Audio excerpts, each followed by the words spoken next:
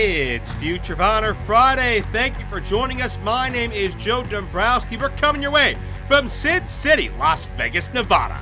The following contest is scheduled for one fall, being accompanied to the ring by Rocco, from descending from the Bloodhaven,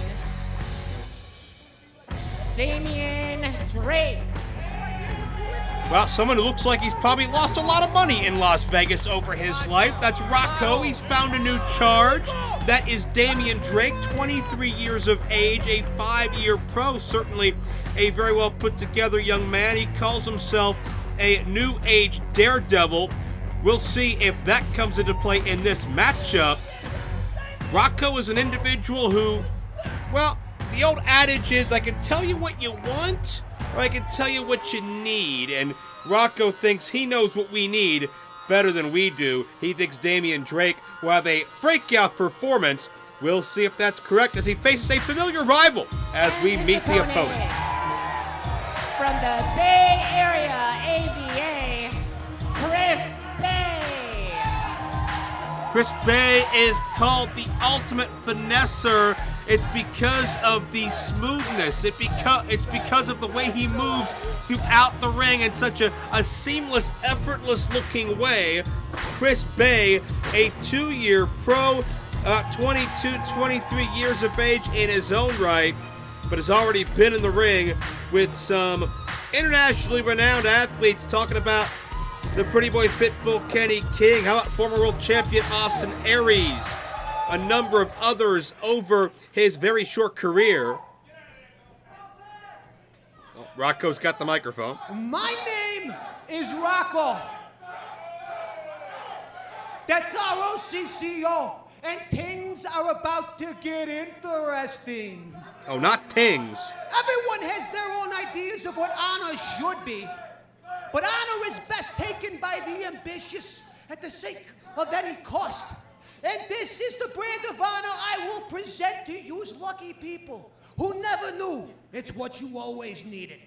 And tonight, this honor will be taken by the new age daredevil, Damian Drake, whose daring ambition will redefine honor as you know it. So, Ring of Honor, give us your best, and we will show you our worst. We dare you. So Rocco knows how to sell the bill of goods. He thinks that he knows what we all want and need better than we do. And I'll give all the credit in the world to Rocco. Obviously, it looks like he's been in some, let's say, wrong parts of town in his own right. That's how Damian Drake grew up, or up part of Las Vegas that he nicknamed Bloodhaven. That's a comic book reference to anybody out there that's savvy. But Drake and Bay have met a number of times before. It's been a very competitive rivalry here in the Las Vegas area. Bay gets underneath Drake very quickly in the early going. This is the first time these men have met with Rocco as a factor. We'll see if Rocco's figured out the formula. As what Drake created a diversion with his shoulder, feigning an injury. Rocco tried to get involved, may have got his hand broken in the process. Rocco's all about that numbers game. When he's out there, he feels it might as well be a glorified handicap match. Hopefully, we'll see Bay and Drake able to showcase what they're made of one-on-one. A side headlock by Damian Drake, a man who's very proficient in terms of body control and weight maneuvering in his own right, and a little bit self-absorbed.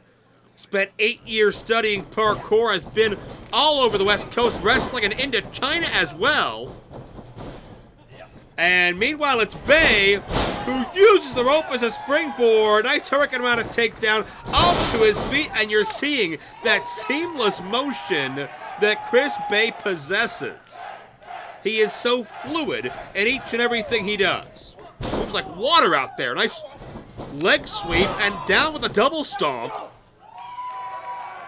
Bay connecting from all sides. And oh, maybe a bit too smooth that time.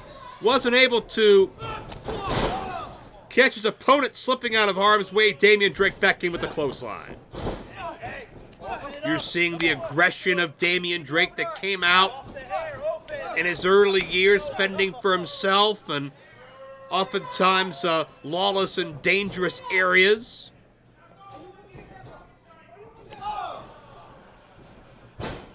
Again, anybody that gets the Bloodhaven connection knows that a lot of times the law was taken into their own hands of vigilantes, of wrongdoers, and certainly Damian Drake looking for some vigilante justice here, as dictated, as directed by Rocco. Rocco sold Drake a bill of goods here, believing that Drake is doing the right thing by signing up with Rocco. I'm not exactly sure it's the best way to impress ROH fans.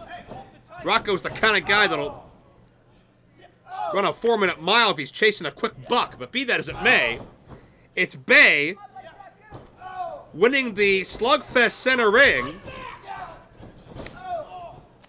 And notice the quickness, notice the counters, the fancy footwork caught Drake high and low, gets some rhythm to his step, but Drake knows his opponent well and connects with a high knee. These men have come up together. As a matter of fact, Chris Bay's first ever matchup was against Damian Drake a couple of years ago. And imagine having that voice taunting you.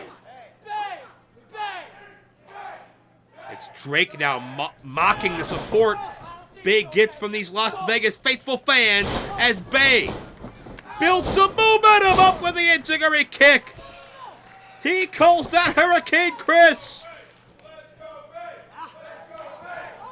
And that could be enough if Chris can capitalize. You can see what's been taken out of the Ultimate Finesser thus far. That fluidity has taken a back seat, but wait a minute, as he's going for Beyblades, that'll finish it, and Rocco, the distraction, allows Drake to have renewed life, but Drake just clocked Rocco. There's some karma for you. Bay stacks him up, and he beats him. And the winner of the match, the Ultimate Finesser, Chris Bay.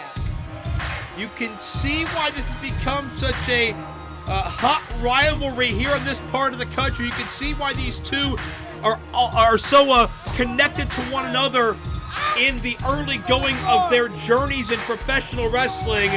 What a great back and forth matchup. Rocco thought he had the formula, thought he knew better than everybody, and he wound up paying for his ego. But Chris Bay, a great showing here in Future of Honor Friday over Damian Drake, a rivalry that will no doubt continue for a long time to come. My name is Joe Dombrowski. Thanks for watching.